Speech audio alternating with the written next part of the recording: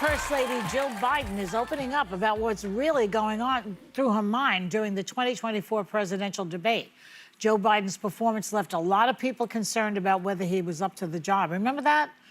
But Jill didn't seem to be worried that night. Now, watch. We continue to strengthen our healthcare system, making sure that we're able to make every single solitary person eligible for what I've been able to do with the COVID. With dealing with everything we have to do with. Look, if we finally beat Medicare. Thank you, President Biden. President Trump? Joe, you did such a great job. You answered every question. You knew all the facts. And let me ask the crowd, what did Trump do? Lie! Okay, that was then. She just gave a much different version of events this week to CBS Sunday Morning. Take a look. Were you horrified as you saw it unfold? I wasn't horrified, I was frightened, because I had never, ever seen Joe like that before or since. Never. Or since? Yes, or You've since. never seen him like never. that? No. What happened? I don't know what happened. I mean, as I watched it, I thought, oh my God, he's having a stroke. And it scared me to death. So why do you think she's saying this now? She didn't say it then. What do you make of this whole thing? People lie after debates, right? I mean, it's like called spinning. Every time, I have seen debates where there's clearly one candidate who has bombed, and next thing you know, you get the press, so-and-so won the debate handily. Yeah. That's happened. She's not gonna go out there and say, Joe, you bombed. You know, he was still running for president. What would you have said if you were her? Joe, you did great. I mean, if it's your husband running for president, so she did what I think she was doing what a political spouse and what somebody supporting her husband. At that point, they didn't know if he was going to continue running or not. He was still running. I believe her because I think I believe her in this interview. I think Jill Biden is a truthful person, and I also think I suspect she's watched it a lot of times since. Which is different than watching it in real time when you watch. We just watched it right now, and we both said, this is painful to watch. It was painful to watch him, You agree with that? Yeah, I mean, she has to spin. That's the only thing she can do the morning after. But I'm not really interested in litigating what Jill Biden did or didn't know. I'm going to take her at her word. But I would say this. I came to this table the morning after the election and was not remotely surprised that Donald Trump won.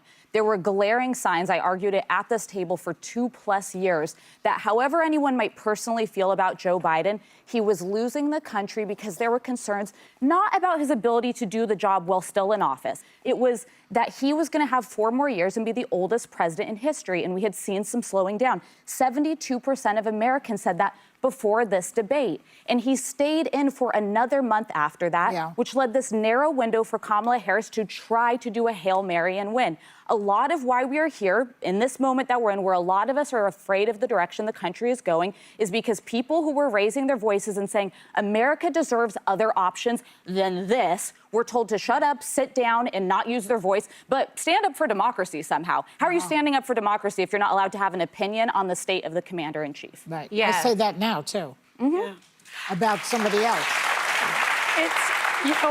The one thing that I've always said about Jill Biden, and now that I've come to know her, and something that I've always admired about her is that she stands by her man, and she stands by her family. And it's always very obvious. It's been obvious when she's come on the show with Joe Biden, and there have been moments where he has faltered, where he has lost his train of thought, and she will jump right in. We all have seen that. And so I am not surprised that what she said in real time right after the debate, but I have to say I'm a little disappointed in the fact that she was living with Joe Biden, she must have seen some of his decline. She must have seen it, although she did say, I had never seen him like that, and I haven't seen him like that since. I can't imagine that they've been together so long, I can't imagine that the Joe Biden leading up to that debate, she had not seen his decline. So you're saying it would have been her duty to say the truth, right? I think she should have privately told him, Joe, do you really think you should run again? Because he promised us that he was going to be a one-term president. Sonny, the thing that gets me is you said she stands by her man. When I hear what she's saying there, I can't help but think my first response would be, you've served your time. You got the end of this 50-year of service. You were the president for 4 years. Now you've served enough. If she thought he had a stroke, when you have someone in your life that's had a medical concern, your immediate reaction is, okay, enough here. We all know the presidency ages people. It beats them up. He's heading into another 4 years. I said at this table over and over, why is the family not saying, we want the end with you. We want you. I want to say something, though. I watched this administration, Donald Trump's. He's falling asleep at every cabinet meeting. That's right. Okay? The guy is not making sense when he speaks anymore. Should Melania now stand up and say, my husband cannot do the job? Yes, but also, I think at least privately. I'm not saying publicly, I'm saying privately. But I also think you tell your spouse, we have to be But you think Melania can tell Donald to get down? No, I don't think anyone believes that. But I think she should try to counsel But guys, him. we have to be consistent here, because either you could go the argument Donald Trump is slowing down and falling asleep, or every day on the show, we're like, he is moving at such a clip, doing so many things that are scaring us, we can't even keep up with the headlines. But he's doing demented things. That's a third.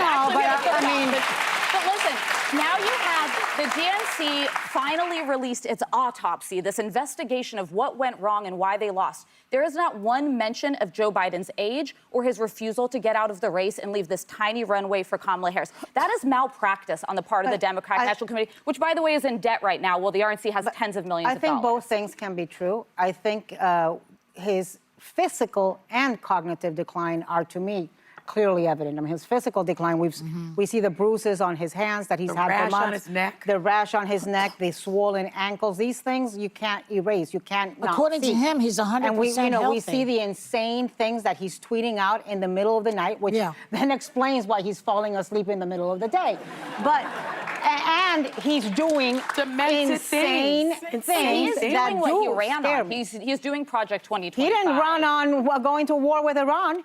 Yeah, but I think he didn't run on deporting grandmothers and tias. He ran on deporting the worst of the worst. I remember that with what Alyssa's saying about, I also spoke up here and got a lot of flack when I said I thought he should step out, President Biden, early on. Well, because of who he was running against. No, That's right really, after I the think, debate, what it I was. said, you know what? People have been concerned in the fact that it's polling so high and people are being told, shut up, don't notice his age, it's not a problem. And then it became a problem and everyone decided it was a problem. It bothers me because every time we wanted to rehash this, even at this table, people said, it's over, we're done.